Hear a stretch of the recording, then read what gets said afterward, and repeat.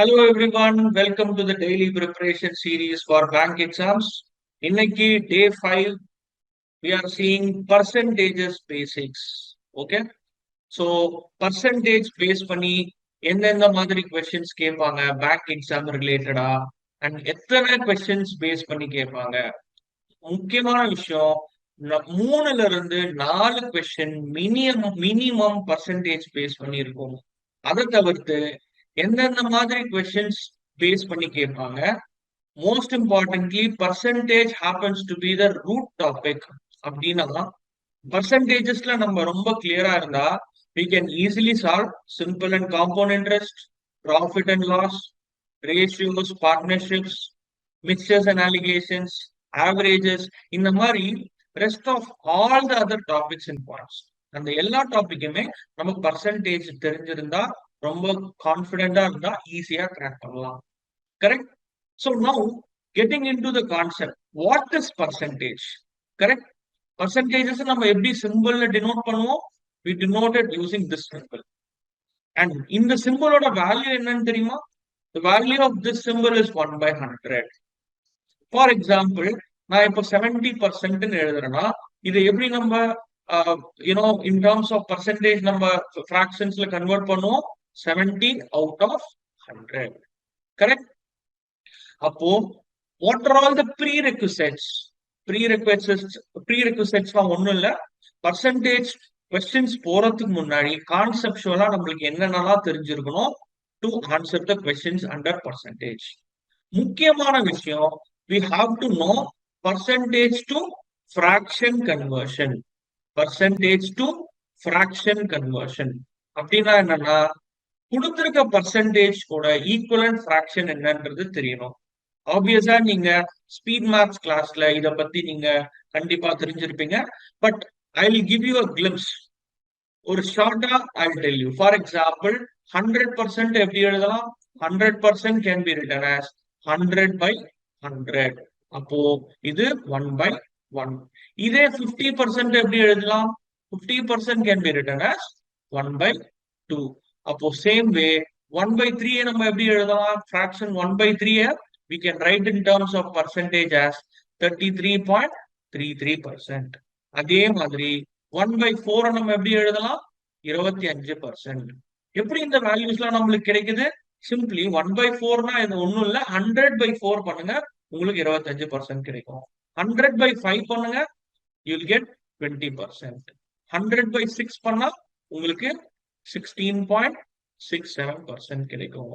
அதே மாதிரி 1/7 பாத்தீங்கன்னா you get 14.28%. 1/8 பாத்தீங்கன்னா we get 12.5%. 1/9 என்ன வரும்? 1/9 வந்து 11.11%. அதே மாதிரி 1/10 பாத்தீங்கன்னா 10%. சோ இந்த வேல்யூஸ் தெரிஞ்சதுன்னா நம்மளுக்கு பர்சன்டேஜ் டு ஃபிராக்ஷன் கன்வர்ஷன்ஸ்ல ரொம்ப உதவியா இருக்கும். இத பேஸ் பண்ணி நிறைய கால்குலேஷன்ஸும் இருக்கும். Okay, so very very important. கண்டிப்பா இதோடைய மல்டிபிள்ஸ் ஆஃப் பர்சன்டேஜஸோட வேல்யூஸும் நீங்க ஸ்பீட் மேத்ஸ் கிளாஸ்ல தெரிஞ்சிருப்பீங்க. சோ முக்கியமான விஷயம், பர்சன்டேஜ்ல நமக்கு இந்த வேல்யூஸ் தெரிஞ்சிருக்கணும். இதை தவிர்த்து 1/11 பாத்தீங்கன்னா 9.09, 1/12 பாத்தீங்கன்னா 8.33, 1/13 7.69, இந்த மாதிரி வேல்யூஸ் நம்மளுக்கு தெரிஞ்சிருக்கணும்.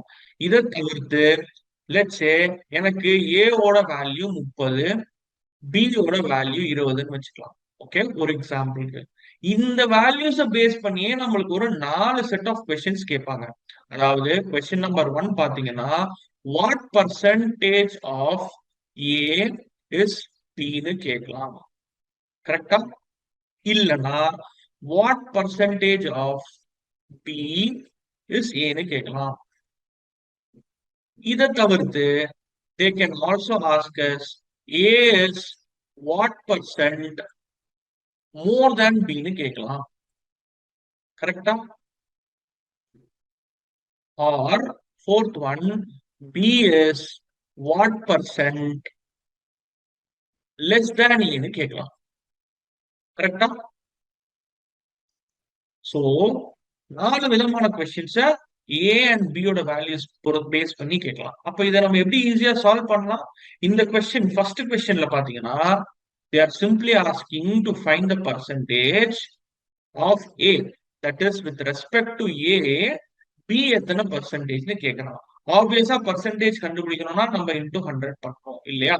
அப்போ B by A into 100 it is 20 by 30 into 100.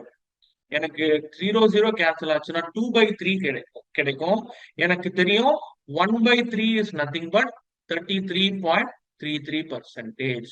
1 by 3 33.33%னா 2 by 3 என்னமா இருக்கும்? இதோடைய டபுளா இருக்கும். அப்போ 66.66% the answer for first question. Second question எப்படி பண்ணலாம்? What percentage of B is A? அப்படின்னா out of A, அதாவது with respect to B, A வந்து எவ்வளவு பர்சன்ட்னு கேட்கறாங்க இல்லையா? சோ அது A by B into 100. A என்னது 30, B 20, பர்சன்டேஜ் கண்டுபிடிக்கிறோம். So into 100. அப்போ 3 by 2 பண்ணீங்கன்னா உங்களுக்கு 1.5 வரும். 1.5 is nothing but 150%.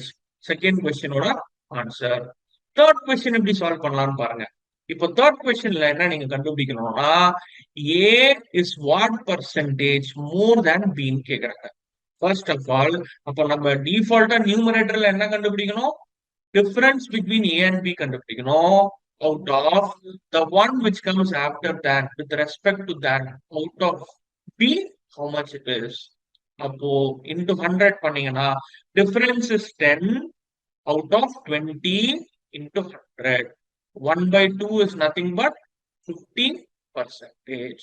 அப்போ A is 50% more than B. இதே B is what percentage less than A ன்னு கேட்டா நம்ம என்ன பண்ணலாம்? Again difference தான் கண்டுபிடிக்க போறோம் ரெண்டு பேரும். But out of the one which comes after that, யாரோடது? Out of A into 100. அப்போ இது எப்படி சால்வ் பண்ணலாம்?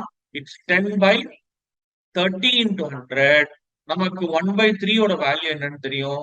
That is 33.33%. சோ இந்த மாதிரி ரெண்டு வேல்யூஸ் கொடுத்துட்டு A, B, X, Y அந்த மாதிரி ரெண்டு வேல்யூஸ் கொடுத்துட்டு இதை பேஸ் பண்ணி ஒரு 4 கொஸ்டின்ஸ் கேட்கலாம். கரெக்டா? அப்போ நமக்கு ஒரு கொஸ்டின்ஸ்க்கும் எப்படி ஆன்சர் பண்ணணும்ன்றது தெரிஞ்சிருக்கும். Okay.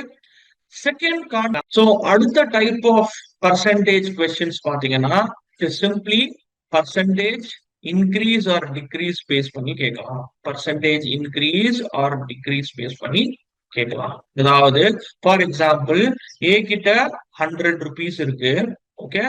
With 20% increase to it, it is A is giving to B ன்னு வச்சுக்கலாம். அப்போ B கிட்ட எவ்வளவு ரூபீஸ் இருக்கும்? 120 rupees இருக்கும். Now B what he does, B கிட்ட 120 ரூபாய் இருக்கு. B வந்து 20 rupees B கிட்ட வச்சுக்கிட்டு 100 rupees A கிட்ட கொடுக்குதுன்னு வச்சிடலாம். அப்போ இங்க ஆப்வியஸா எவ்வளவு பர்சன்ட் டிக்ரீஸ் ஆயிருக்கும்? இனிஷியலா 100 இருக்கு, வித் 20% இன்க்ரீஸ் 120 மாறுது, திருப்பி 120 100 மாறுது. அப்படின்னா இது எப்படி நம்ம ஈஸியா சால்வ் பண்ணலாம்? நிறைய பேர் இதை கால்குலேட் கொஸ்டினை சரியா அண்டர்ஸ்டாண்ட் பண்ணாம சிம்பிளா அகைன் 20% டிக்ரீஸ் சொல்லுவாங்க. But that is not the answer. இதை எப்படி ஈஸியா சால்வ் பண்ணலாம்? இங்க ஃபர்ஸ்ட் டிரான்சாக்ஷன்ல this is out of 100, second டிரான்சாக்ஷன்ல this is initial value that is out of 120. அப்ப என்ன பண்ணலாம்னா if your final value comes back to the initial value or நம்மளுடைய ஃபைனல் வேல்யூ இனிஷியல் வேல்யூ ஒன்னா சேமா இருந்ததுன்னா if this is 1 by n, இங்க it will B 1 by இனிஷியலா இது இன்க்ரீஸ் ஆச்சுன்னா 1 by n plus 1. கரெக்டா? அப்ப 20% நம்ம எப்படி எழுதலாம்? 20% we can write as 1 by 5. இந்த 1 by 5 இப்ப என்ன ஆகும்? இங்க 1 by 6 மாறும். 1 by 6 is nothing but 16.67% decrease. இது புரியுதா? ஆர் இதே எப்படி கேட்கலாம்?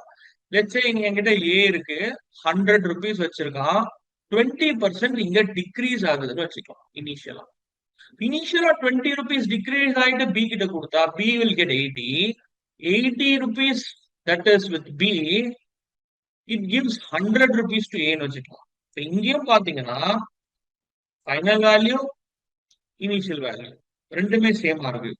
ஆனா இப்ப இங்க எவ்வளவு பர்சன்டேஜ் இன்க்ரீஸ்ன்றது கண்டுபிடிக்கணும். if this is 1 by n, initially இது decrease ஆச்சுன்னா இங்க it will be 1 by n minus 1. நல்லா ஞாபகம் வச்சுக்கோங்க. இனிஷியலா இன்க்ரீஸ் ஆச்சுன்னா n plus 1. இனிஷியலா டிக்ரீஸ் ஆச்சுன்னா n minus 1. அப்போ 20% is nothing but 1 by 5. அப்போ இது இங்க எவ்வளவு இருக்கும்? 1 by 4 இருக்கும்.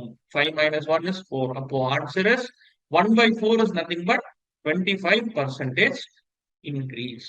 Okay. So this is the conceptual difference. ரெண்டுத்துக்குமே இன்க்ரீஸா இனிஷியலா இன்க்ரீஸ் ஆச்சுன்னா n plus 1, இனிஷியலா டிக்ரீஸ் ஆச்சுன்னா n minus 1. சிம்பிள். ஓகே.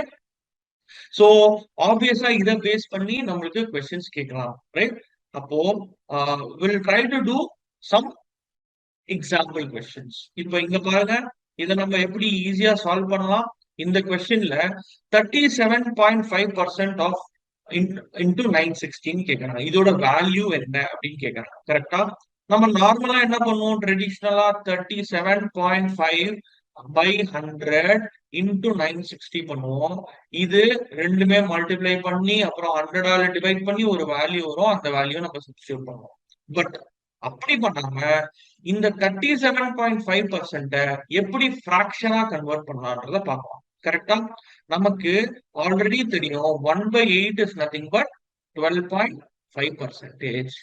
இப்போ 1 by 8 12.5% 3 times of this பண்ணுங்க. 12.5% into 3 பண்ணுங்க. ஆப்வியஸா உங்களுக்கு என்ன கிடைக்கும்? 37.5%.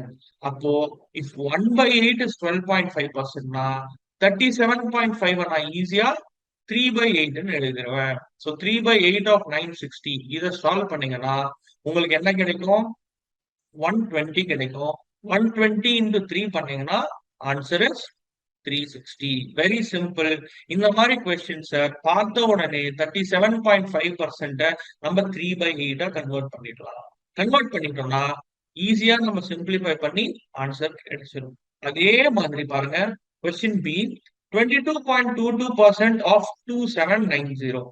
நமக்கு 11.11% தெரியும். அது 1 by 9. 1 by 9 11.11%. 22.22% will be 2 by 9 of 2790. Correct? அப்போ இதை சிம்பிளிஃபை பண்ணா நமக்கு 310 கிடைக்குது. 310 into 2 பண்ணீங்கன்னா ஆன்சர் இஸ் 620. So option 5. புரியுதா? அப்ப இதை எப்படி கொஸ்டின் நம்பர் சி எப்படி டக்குன்னு சால்வ் பண்ணலாம்? இதுல பாத்தீங்கன்னா நமக்கு 16.67 இருக்கு. But it is not in percentage. எனக்கு தெரியும் 1 by 6 is nothing but 16.67%.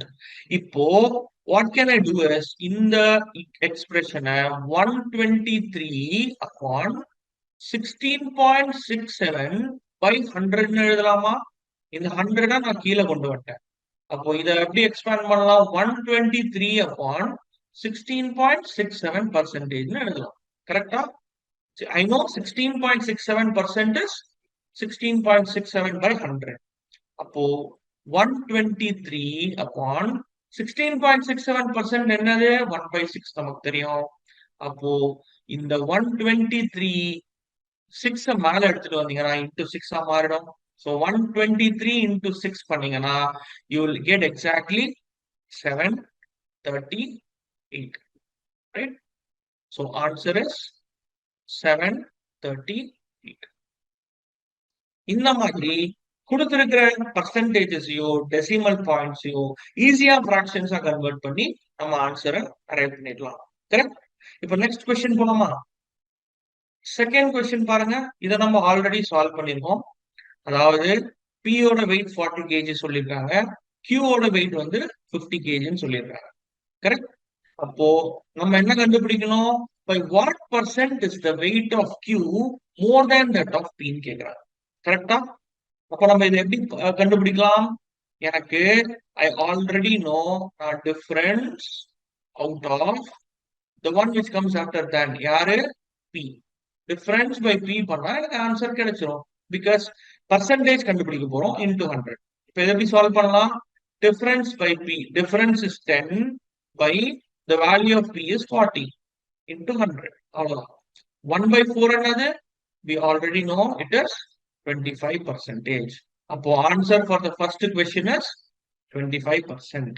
B question பாருங்க, அதே கான்செப்ட் தான். by what percent is the weight of P less than that of Q ன்னு கேக்குறாங்க. இங்கேயுமே நம்ம என்ன பண்ண போறோம்? Difference upon Q with respect to Q into 100 கண்டுபிடிச்சா நம்மளுக்கு answer. Difference is again 10 and the value of Q is 15. So into 100 பண்ணீங்கன்னா 1 by 5 is nothing but 20%. Answer for this question is option 2. Is this clear? ஒன்னும் இல்ல, இது Q P விட எத்தனை percent more or P Q விட எத்தனை percent கம்மி அப்படின்னா சிம்பிளா டிஃபரன்சஸ் கண்டுபிடிச்சிட்டு டினாமினேட்டர்ல என்ன எழுதுவீங்கன்னா the one which comes after than அத வந்து in respect to P or Q நம்ம சப்ஸ்டிடியூட் பண்ண போறோம். அவ்வளவுதான். Simple, easy. Will go to the next one.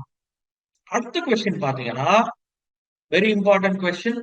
இத மாதிரி நம்ம ஆல்ரெடி சால்வ் பண்ணிருக்கோம். The price of wheat is increased by 25%. But what percentage should the consumption be reduced so that the expenditure on wheat remains the same? இப்போ எனக்கு price of the wheat தெரியாது. நான் என்ன பண்றேன்? I take 100 to be the price of the wheat. இப்போ 100 ரூபாய் இருந்தா இது 25% இன்க்ரீஸ் ஆகுது. அப்போ என்னுடைய நியூ பிரைஸ் என்னவா இருக்கணும்? 125 ரூபாய். ஆனா what I am doing, by what percentage should the consumption be reduced? Let's say initially நான் ஒரு full bag of rice வாங்குறேன் for 100 rupees. இப்போ 25% விலை ஏறிடுச்சு. Now the new price has become 125. நானு இப்போ அதே குவான்டிட்டி ஆஃப் ரைஸ வாங்க போறது இல்ல. நான் கண்டிப்பா என்னுடைய குவான்டிட்டியை கம்மி பண்ண போறேன். இப்போ நான் இவ்வளவுதான் ரைஸ் வாங்க போறேன். இப்போ how much percent is the consumption is this reduced அப்படின்னு கேக்குறாங்க. ரைட்? இதேதான். இப்போ 125 ரூபான்றது I am not increasing my expenditure. என்னுடைய expenditure is remain same. 100 rupeesக்கு வாங்கிட்டு இருந்தேன்னா 100 rupeesக்கே தான் இப்பயும் வாங்க போறேன். பட் என்னுடைய கன்சம்ஷனை குறைச்சிக்க போறேன். அது எவ்வளவு குறைச்சிக்க போறேன்றதை நான் கண்டுபிடிக்கணும். கரெக்டா? இப்போ நம்ம இதை ஆல்ரெடி நம்ம கான்செப்ட்ல டிஸ்கஸ் பண்ணோம் இல்லையா? if the final value comes back to the initial value, correct? 1 by 25 எப்படி எழுதலாம்? 1 by 4 ன்னு எழுதலாம். if this is 1 by n, இனிஷியலா இது இன்க்ரீஸ் ஆச்சுன்னா நம்ம என்ன பண்ணுவோம்? 1 by n plus 1 ன்னு பண்ணுவோம். அப்போ 1 by 4 என்னவா மாறும்? 1 by 5 மாறும். 1 by 5 is nothing but 25% decrease. Can I say இந்த 25% தான் இங்கேயுமே 25%. Sorry, 20% தான் it is again 20% decrease. அப்போ the percentage reduction in the consumption of rice பாத்தீங்கன்னா it is option 5. 20% நானு reducing the consumption. Okay? Is this clear? Very easy question. அடுத்த question பாத்தீங்கன்னா இங்க of the people who attended a party, மொத்தமா இருக்கிற பீப்புள்ல 66 2/3% are men அப்படின்னு கொடுத்துருக்காங்க. இது எப்படி இந்த மிக்சட் ஃபிராக்ஷனை நான் நார்மல் ஃபிராக்ஷனா எழுதலாம் ஆர் இன்டு டெசிமல் எழுதலாம். I can write this as 66.66%. கரெக்டா? 66 2/3 66.66% எழுதலாம். எனக்கு என்ன தெரியும்? 1/3. I know what 1/3 is 33.33% தெரியும். 2/3 என்னவா இருக்கும்? 66.66%. அதாவது 3ல 2 மடங்கு மென்னா இருக்காங்க. அப்போ நான் இது எப்படி ஈஸியா சால்வ் பண்ணலாம்னா இங்க நான் லெட்ஸ் சே 3x வந்து டோட்டல் நம்பர் ஆஃப் பீப்புள்னு எடுத்துக்கிறேன். ஓகே, டோட்டல் நம்பர் ஆஃப் பீப்புள்னு எடுத்துக்கிட்டா எனக்கு எத்தனை பேரு மென்னா இருப்பாங்க? இதுல 2x will be the number of male and the remaining 1x எவ்வளவு பேர் இருப்பாங்க? ஃபீமேல்ஸா இருப்பாங்க. கரெக்டா? அப்புறம் கொஸ்டின்ல வேற என்ன நடக்குது? 40% of the men and 50% of the total number of persons left the party ன்னு சொல்றாங்க. அப்போ இங்க number of people left அது எப்படி நம்ம கண்டுபிடிக்கலாம்? எனக்கு தெரியும் total people is 3x, அதுல 50%. So it is 50% of 3x நம்ம கண்டுபிடிச்சோம்னா நமக்கு 1.5x people left இல்லையா? இந்த 1.5x peopleல 40% of the men, ரைட்டா? அப்போ இதுல 40% of 2x எவ்வளவுன்னு பாத்தீங்கன்னா உங்களுக்கு 0.8x வந்து these are the number of men who left. இப்போ 2x ல 0.8x leftனா remaining 1.2x வந்து they will be remaining. They will remain in the party. கரெக்டா? அதே மாதிரி how will I find the number of female left? Out of number of female left எப்படி நம்ம கண்டுபிடிக்கலாம்? That is nothing but from the total number of people who left, அதாவது 1.5x people ல 0.8x people are men. அப்போ இவங்களை subtract பண்ணோம்னா நமக்கு remaining 0.7x people are female. அப்போ 0.7x people வந்து they left, females left. இப்போ 1x ல 0.7x leftனா 0.3x வந்து they will remain in the party.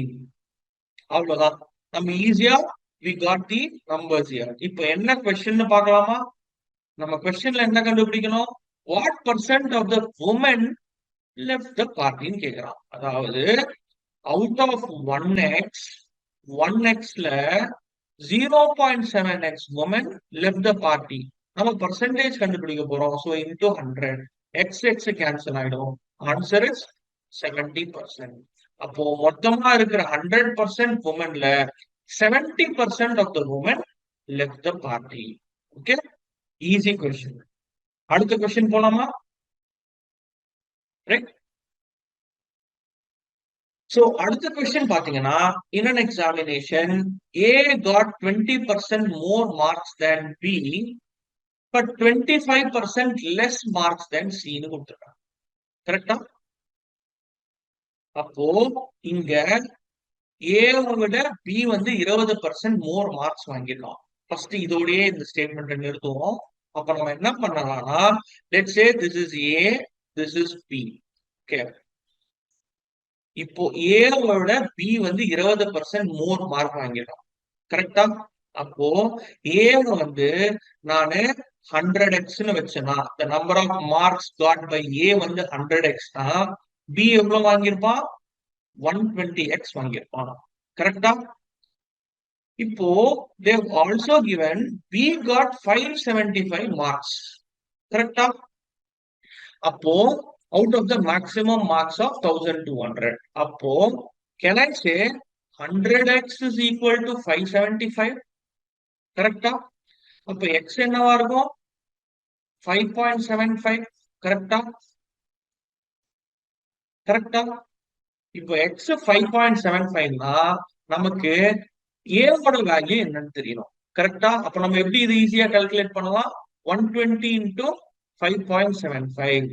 120 into 5.75 பண்ணீங்கன்னா உங்களுக்கு 690 கிடைக்கும். கரெக்ட்? இப்போ B ஓட ஸ்கோரும் தெரியும் நம்மளுக்கு, இது 575. இப்போ C பத்தி வில் கன்சிடர். நீங்க என்ன சொல்லிருக்காங்க? A got 20% more marks than B but 25% less marks than C na A has got 25% less marks than C. Correct? அப்போ C is nothing but 25% C விட கம்மியா வாங்கியிருக்கான் A. கரெக்டா? அப்ப நான் இதை எப்படி எழுதலாம்? A is equal to 75% of C. எழுதலாமா? பிகாஸ் A வந்து 25% C விட கம்மியா வாங்கியிருக்கான். அப்போ எனக்கு A தெரியும். A என்னது? 690 is equal to 75% நீங்க எப்படி ஃபிராக்ஷனா எழுதலாம்? 3/4. எனக்கு 1/4 25% தெரியும். 1/4 25% னா thrice of this, that is 75% என்னவா இருக்கும்? 3/4 இருக்கும். That is C. அப்போ இதுல C எப்படி கண்டுபிடிக்கலாம்?